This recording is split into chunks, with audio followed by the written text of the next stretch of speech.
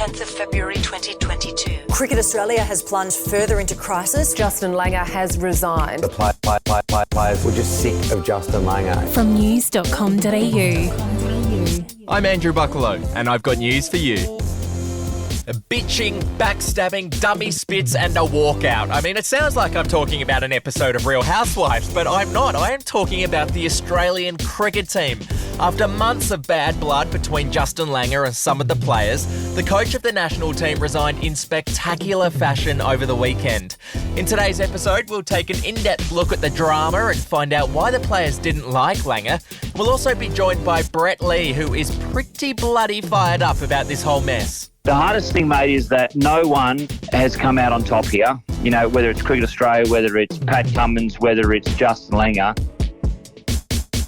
Joining me now is news.com.au's cricket reporter Nick Savage. Nick, let's assume I know very little about cricket. Talk to me about Justin Langer's time as coach of the Australian cricket team. Well, I think we actually have to go back to 2018 after the ball tampering scandal, where obviously there were a lot of changes in Australian cricket. Steve Smith, David Warner were banned. Darren Lehmann was stepping down as coach, and Justin Langer came in, and he had a really big task ahead of him of actually restoring pride in the national team, because there was a lot of hate towards Australian cricket at that time. There was a really poor relationship between the Australian side and other nations, and, well, they were an embarrassment, really. And so Langer was tasked with Tim Payne in restoring that pride in the national team. Yeah, we were kind of just the scum of the earth of the cricket world, weren't we, after that kind of sandpaper scandal? So Justin Langer basically took over as coach. He signed a 4-year contract, which was through to mid-2022. But from what I understand, a couple of years into his role as coach, rumours began to circulate that some of the players had an issue with his intensity.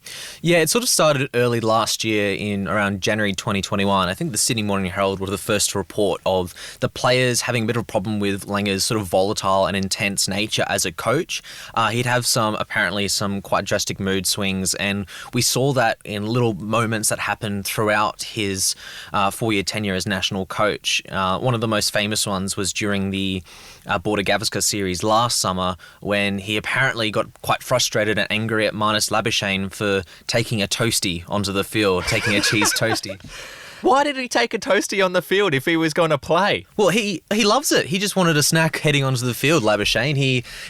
There were footage of him earlier in an interview, Channel 7, saying, he just loves toasty sandwiches. And so he got in trouble for that. And then a young player, Nathan Ellis, a pace bowler, during a T20 match in the West Indies, got yelled at for wearing a watch on the field, which apparently Langer was not a huge fan of either. Yeah, the Australian's Peter Lawler actually spoke about this watch incident on a podcast called Cricket, etc. Let's just have a listen to that. I heard a little story from over there that he went on as a sub and took quite a reasonable catch, and then went off and was feeling pretty chuffed with himself, and he saw JL approaching the dugout and thought, here we go, elephant stamp from the coach. No, Justin was not happy at all. He apparently had made the mistake of wearing his Casio watch on the field, and JL doesn't believe in jewellery on the field, not even a Casio watch, and gave him a bake for it. Yeah. What? Watches and toasties. No place on the cricket field. Okay, so we've heard of Toastygate, there was the watch issue, and there was something else to do with a bin? Oh, yes. Well, in the Amazon docu-series, The Test, there's that famous scene where after Nathan Lyon missed the run out at Headingley, Justin Langer, in frustration, kicked over a bin, but then, summing up his character quite beautifully, actually started to pick up each individual coffee cup and water bottle, and that kind of sums it up as a person. He's very passionate, he loves Australian cricket, and if he does make a mistake, he's very quick to rectify it, but clearly his temperament and volatile nature got to some of the senior players a little bit over his 4 years. Yeah, there was obviously a lot of tension between the players and Justin Langer, and that all came to a head in August 2021. What happened then? Yeah, it actually got to a point where Cricket Australia had to step in, and there were actually some crisis talks with some of the senior players and Justin Langer just about how the relationship was working. They spoke to, at the time, Test captain Tim Payne, one-day captain Aaron Finch, and current captain Pat Cummins, and was there a resolution to come from that? Well, yes, essentially Justin Langer took a step back and delegated more responsibility to the assistant coaches, which immediately worked, because as soon as that happened, Australia won its maiden T20 World Cup title in October last year, and then, of course, the recent Ashes triumph, which Australia won 4-0 quite comfortably. So some could argue that in taking a step back, Australian cricket got better when Langer had less responsibility. But there was still simmering tension, wasn't there? And there was a lot of speculation even after the Ashes series about whether Cricket Australia would renew Langer's contract beyond June of this year when it was due to expire. Talk to me about that tension. Yeah, well, essentially after the Ashes, people were still speculating, as you said, will he be coached beyond his contract? And with the exception of a few West Australian cricketers, none of the players were publicly endorsing Langer. The most telling of which was Pat Cummins, who in a couple of interviews last week, he was asked directly, do you want Justin Langer to be coached beyond the future? And his response was pretty telling. Yeah, let's have a listen to him on Sunrise. If it was your call, would you sign Justin Langer as coach again? Well, in this case, it is my call, so I'm going to leave the speculation to one side. He's done fantastic. Pat. We know in cricket, more than any other sport, the captain has an enormous say. Enormous say. Are you happy to have Justin re-sign? Absolutely. I've been part of the evaluation process, and but I know my place. My place isn't to make the end call. But he's been fantastic. I really do love JL. He's been great for our team. So you want him to re-sign? I'm not adding to any speculation.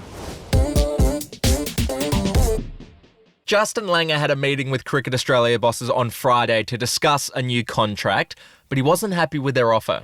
Well, Cricket Australia, essentially, it was a slap in the face for Langer. They said they gave him a 6-month contract extension. They gave him the opportunity to defend his T20 World Cup title, but then essentially once that was over, he was done. And so he wanted a 4-year contract, and they've said, you know what, we'll offer you a 6-month contract. Pretty much, yeah. Years ago, Langer was talking about how he wanted this to be a really long tenure as Australian coach, and obviously that wasn't going to happen. So instead of even completing this current contract through to June, he just stepped away and rejected the offer, and now Andrew McDonald, the assistant coach, is stepping in as the interim. Pat Cummins and Aaron Finch, the two captains in both formats, were consulted before that decision was made, and Langer's management made that announcement on Saturday morning on social media that he was stepping down effective immediately. Yeah, Langer actually published a letter in News Corp papers on Sunday explaining his decision to step down. He said, if media reports are correct, several senior players and a couple of support staff don't support me moving forward, and it's now apparent the Cricket Australia board and you, Nick Hockley, who's the CEO, are also keen to see the team move in another direction. So he's like, forget it, I'm out of here. This whole thing sounds so messy, Nick. What's been the reaction to Langer's resignation? Oh, there's been a lot of passionate responses to this, most notably from former players and ex-teammates. So many of them have jumped on this and really blasted Cricket Australia. But one of the most, controversial responses to Langer's resignation was from Mitchell Johnson, who has actually slammed Pat Cummins in a newspaper article for the West Australian. He wrote that, quote, Cummins holds a lot of power and must have been central to what happened. He's clearly had an agenda to get in a coach he wants. His recent interviews have been gutless by not respecting his coach when he could have been upfront from the start. Yeah, so he's really stuck the boot into Pat Cummins there, the captain of Australia, for not supporting Langer, or at least not being honest about not wanting him as coach anymore. Any other players that we've heard of? Yeah, well, Adam Gilchrist, also a West Australian and a former teammate of his, he was outraged at, how Cricket Australia treated him, and Matthew Hayden. Obviously, Hayden and Langer formed that incredible opening partnership at the start of the century. He almost broke down in tears on the day in an interview with the ABC. Yeah, we've actually got some audio of Adam Gilchrist chatting to SEN. Let's have a listen to that. He's being put out in a situation and painted a certain way. He's being painted by some particular people as a monster. That is not Justin Langer. He'll be the first to admit that he has his frailties, he has his areas of weakness, but he'll sit and look you in the eye and he'll work it out with you. So he's being painted as a monster. And then we've also got some audio of Ricky Ponting and his reaction to Justin Langer stepping down. Here he is on the ABC. It's been enough to push him out of his dream job. So I actually think it's a really sad day as far as Australian cricket's concerned. Now, you mentioned earlier, Nick, that Andrew McDonald is the interim coach. He's going to fill in for a while until Australia gets a new full-time coach. Who are the top contenders? Well, I think apart from McDonald, who in my mind is the most likely candidate, there's also the other assistant coach, Michael Divenuto, who's done quite a spectacular job down in Tasmania. But then also Trevor Bayliss, who is known for his incredible job with the England cricket team in revolutionising their one-day game. He's also an Ashes winning captain, and he's currently working with the Sydney Thunder, so he's certainly a contender as well. But there's also the obvious factor of, do people even want to be national coach? Jason Gillespie the other day, the South Australian coach, said he has no interest in taking over the role. And so, yeah, whoever does take over, it'll be a tough ask because, as we've seen, there's a lot of scrutiny involved with being the national men's coach.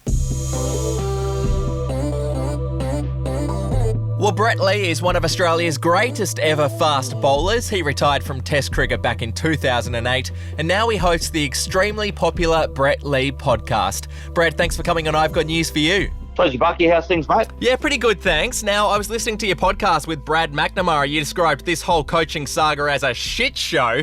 I mean, what do you think of the way Justin Langer's been treated? Oh, look, I mean, there could have been a number of ways to explain what was going on or try to describe or articulate what was going on. It's the hardest thing, mate, is that no one has come out on top here. You know, whether it's Cricket Australia, whether it's Pat Cummins, whether it's Justin Langer, it could have all been avoided with a couple of very simple processes put in place. So, you know, I sort of feel for Justin Langer. I feel for Cricket Australia through what they could have done differently, and obviously, and probably most importantly, is for Pat Cummins, because I think he's been unfairly targeted. Yeah, he was kind of hung out to dry by Mitchell Johnson, so that's not cool in your opinion?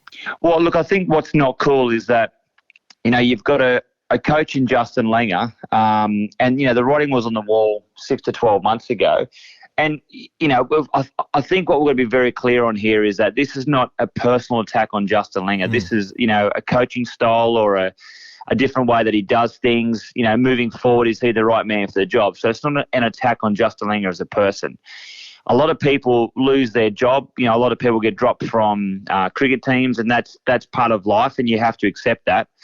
But it was a process in the way that it was done. But if you go back about 12 months ago, even 6 months ago, when, you know, there were a number of meetings that were held about the future of Justin Langer and about the team wanted to move in a different direction, they probably weren't getting what they believed was their best way moving forward for the Australian cricket team, which probably didn't include Justin Langer moving forward.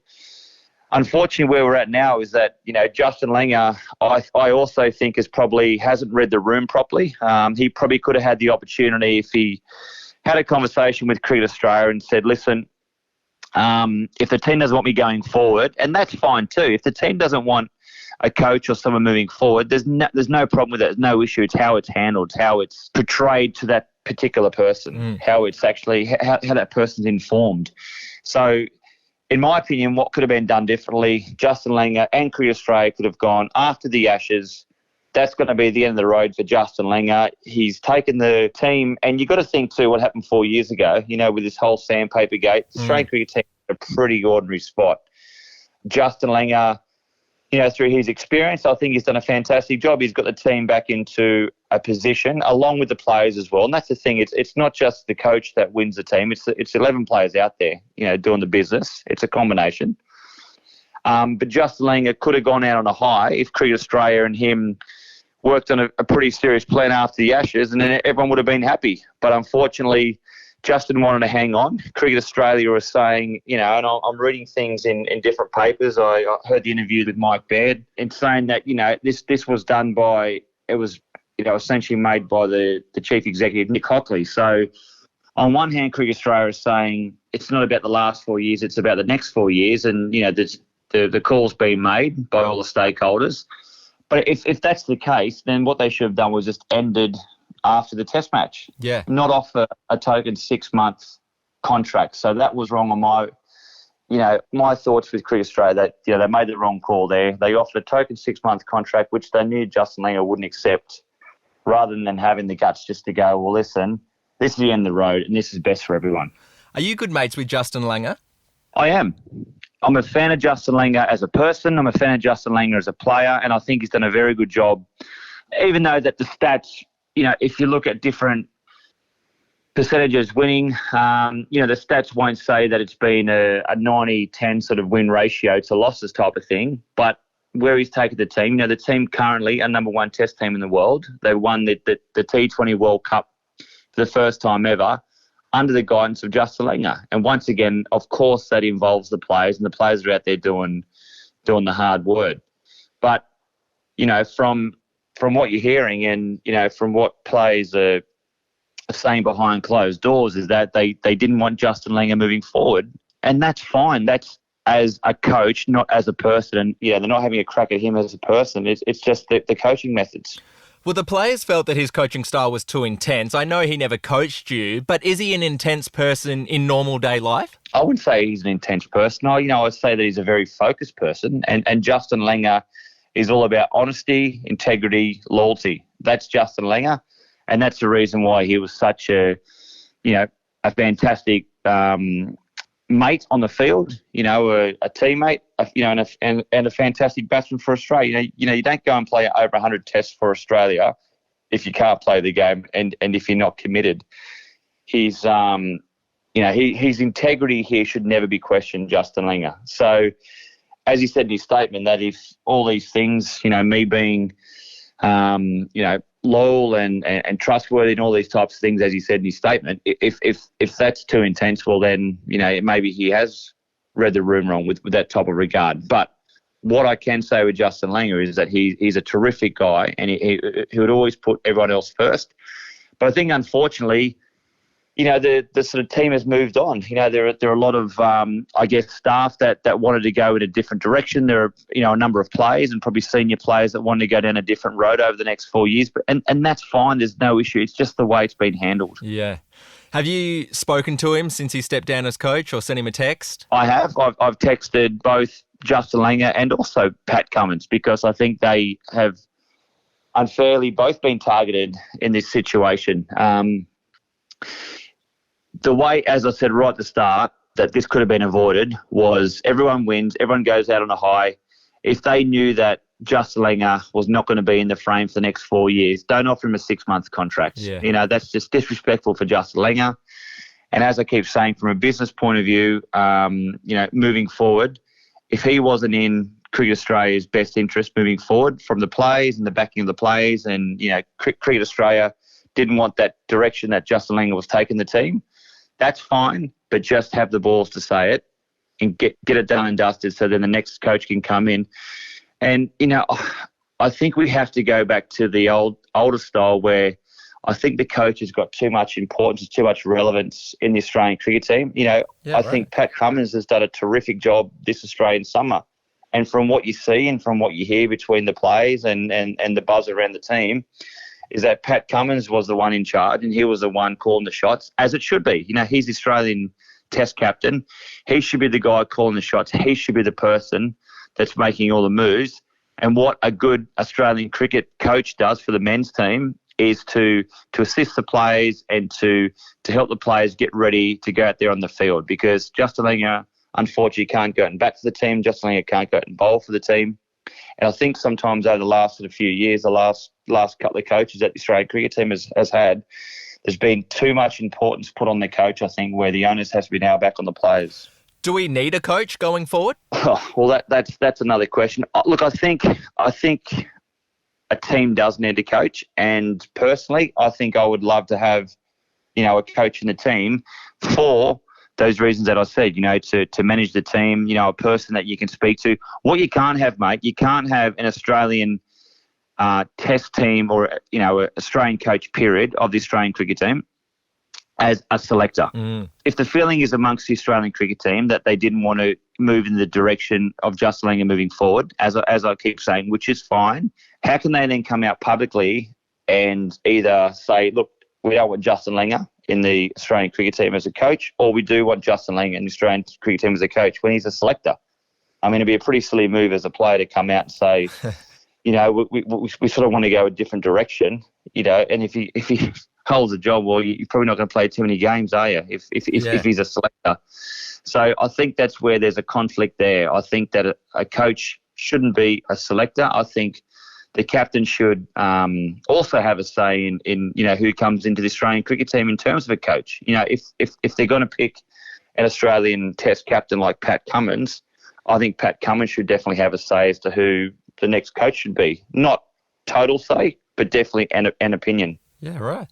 Last question. Did you hear back from Justin Langer when you sent him a message? At the start, I did a couple of days ago, and just thanks for the support. And that's the thing. Like, I will support Justin Langer. As I keep saying, I think it's been atrocious the way that it's been handled. I feel for Justin Langer and his family the way that he's had this mud slung on him.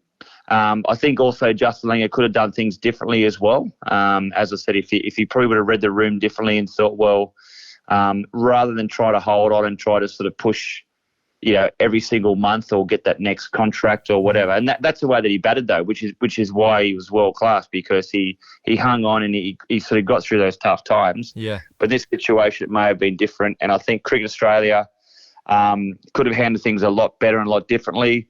Pat Cummins will be the person that, will get through this, because he's such his integrity, Pat Cummins, should never be questioned. He's a guy, and I actually feel proud of what Pat Cummins has done, not coming out and sort of just jumping on the bandwagon, giving the token standard function answer where they go, oh yeah, look, it's fine, we've got his backing, knowing that deep down that they probably want to go in a different direction. So yeah. I applaud also Pat Cummins for what he's done. So a lot of people have been hurt in this situation. There are a lot of players that have come out publicly and supported Justin Langer, which I think is fine.